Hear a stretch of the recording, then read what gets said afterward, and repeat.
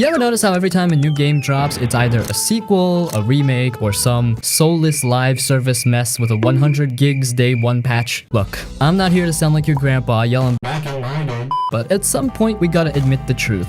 Old games just hit different. And I don't mean in a nostalgic, blurry memory kind of way. I mean, they were actually better, smarter, more fun, more focused, less greedy. And I'm not even talking about too old games. Like, just a few years ago, I think we hit the peak gaming and it's been going a lot downhill lately. So in this video, we're breaking it down, piece by piece, why old games were better and why maybe, just maybe, we peaked a long time ago. So let's talk about our first point, which is graphics.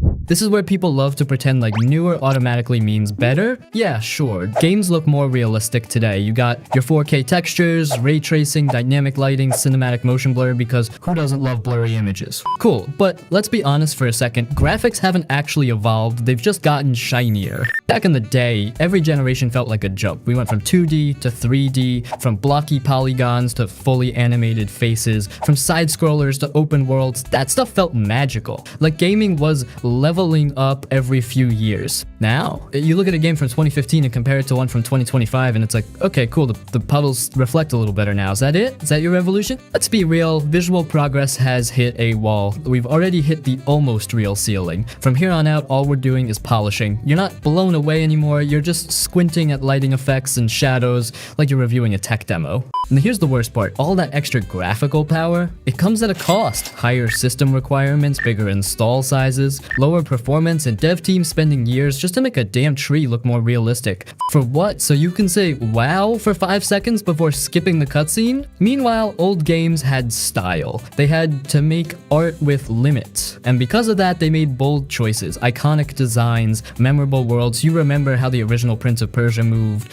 You remember the atmosphere of Silent Hill or the hand-drawn magic of Chrono Trigger. That stuff stuck with you, not because it was realistic, but because it was distinct. And today's games are like half of them look the same. Generic realism, bland color grading, photorealism so good it's boring. So yeah, newer games may technically look better, but old games had visual identity. And that's way more valuable than seeing your character's nose hairs in 8K. And now the biggest problem is that graphics peaked around 2015 to 2018. That's it. That was the golden era. We hit the sweet spot, the perfect balance between cutting-edge visuals and rock-solid performance. Because, you know, just think about it. Batman Arkham Knight, released in 2015, still looks absolutely jaw-dropping today. The rain effects, the lighting, the character detail, it was like Gotham came to life. Then you got The Witcher 3, same year. That game was not only huge, but its world felt handcrafted. Dense forests, moody skies, fog rolling over the swamps, and it didn't need ray tracing to feel alive. Then the biggest visual peak in my opinion was 2016. That hit with Uncharted 4. Literal masterpiece of a game.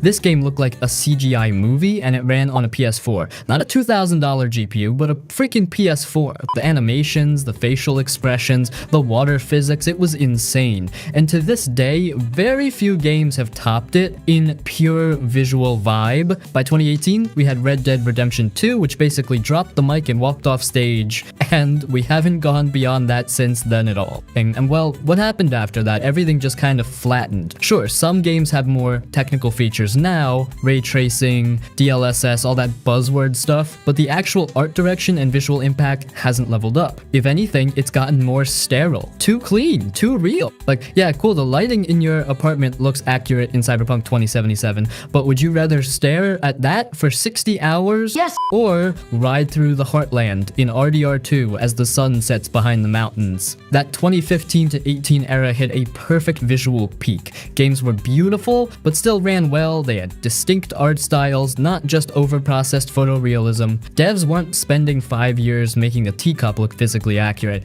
They were building worlds that felt alive. Alright, now let's talk about one of the best benefit of playing older games. Imagine, you've got a decent CPU, a GPU, like not everyone's got 5090 of course, and guess what? You're a god when it comes to older games. Like seriously, the same hardware people are using today to barely hit 60 FPS in bloated modern titles, that same rig absolutely smokes older games. Max settings, ultra textures, full mods, 144 FPS, easy. You ever fire up something like Skyrim, GTA 4, or BioShock Infinite on a modern system, it runs like butter. You're not tweaking settings, closing background apps, or begging for stable frames. You're just playing. No stutter, no lag, and that feels so goddamn amazing. Compare that to modern games today. You spend $70 on a brand new title, install it, and launch it, only to be hit with shader compiling, 30 FPS during the opening cutscene, and a warning to lower your settings. Then comes the inevitable day one patch. Before you've even started, you're already frustrated. But go back to an older game, it just works. No hiccups, no weird settings, just smooth performance, fast load times, and the game running at its absolute best on your modern hardware. And the best part? These older games are often cheap or even free now thanks to Steam sales, epic giveaways, and emulators. You have access to a treasure trove of great titles that your system can easily handle.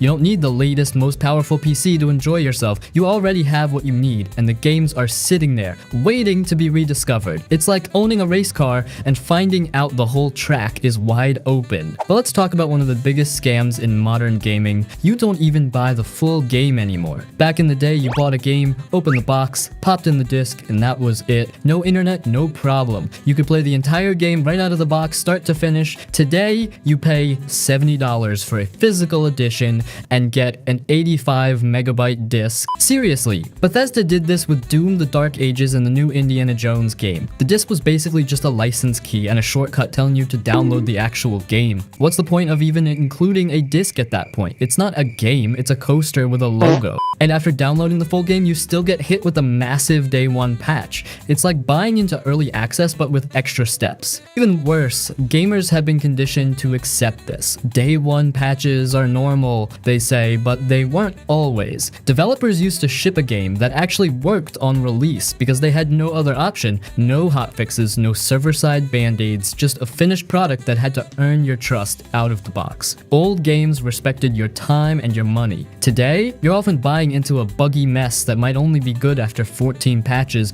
and a few DLCs if the servers stay online that long. Back then, games had to be genuinely fun to stand out. There were no flashy 4K visuals or ultra-detailed graphics to hide behind. If the gameplay sucked, that was it. No one cared about your lighting engine, so developers focused on making games worth playing. Tight mechanics, unique ideas, arcade-style action.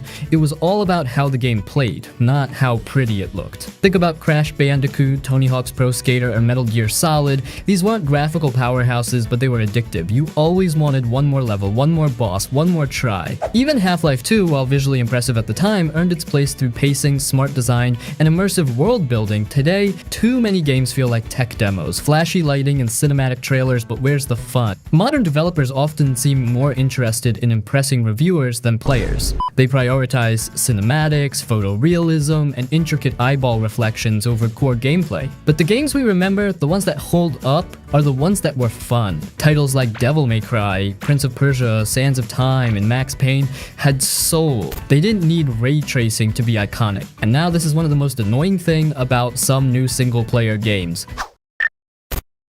Let's rewind to a simpler time. You bought the game, you played the game, and you unlocked content by playing it. No microtransactions, no battle passes, no loot boxes, just a full game for one price and maybe some cheat codes for extra fun. That was it. But now, everything is monetized. Modern games often feel like digital storefronts pretending to be entertainment. You're pushed to buy gems, crates, skins, XP boosts. Even in single-player games, Ubisoft literally sells XP boosts in Assassin's Creed. Why? Because they designed the game to feel grindy, so you'll pay to skip the grind.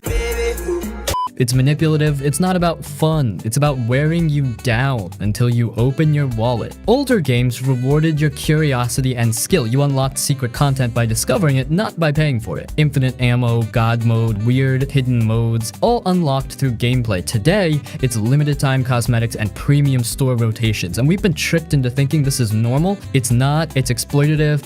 Older games didn't try to nickel and dime you after the fact, they gave you the full experience up front. Remember when you could just turn on your game and play? No updates, no logins, no checking for connection? Now, half the games you buy won't even start unless you're online. It's not ownership, it's a rental. Publishers talk about live service like it's a feature, but really it just means they want to keep you hooked long enough to sell you more stuff. And don't get me started on forced logins. Want to play a Ubisoft title? Better be ready to link your accounts, verify your email, and deal with server issues. And if the servers are down, tough luck, even for single-player games. Some titles won't launch at all without server verification. If those servers get shut down, the game dies with them. Even launching a game is more complicated now. Back then, you just double-clicked and it worked. Today, every publisher wants their own launcher. Rockstar, Ubisoft, EA, 2K, they all want to be the next Steam, but none of them want to make it convenient. Launching a game turns into a multi-step nightmare of updates, logins, and bugs. All you wanted was 10 minutes of GTA 4 before bed, and now you're locked out for security reasons because Flirking Rockstar Launcher won't start in offline mode. And let's be real, these launchers aren't here to help you. They exist to track your data, upsell you on content, and shove live service garbage in your face. Every launcher is another barrier between you and the game you already bought. And if your internet's slow or capped, good luck. Everything updates itself before even launching the game. At this point, we need a launcher to manage our launchers. It's ridiculous. Can we please go back to when a game was just a game? No ecosystems, no second accounts, no 800 MB updates before the splash screen. Just click and play.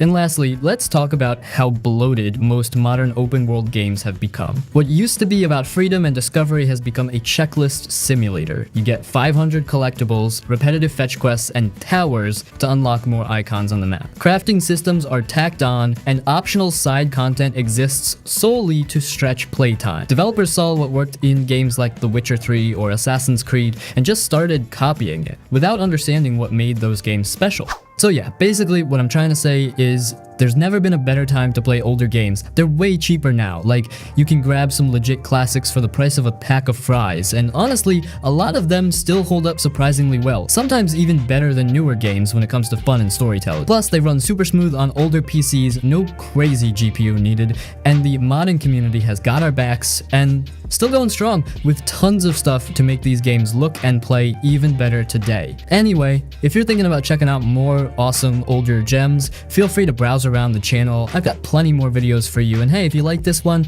drop a like and subscribe, and have an awesome day.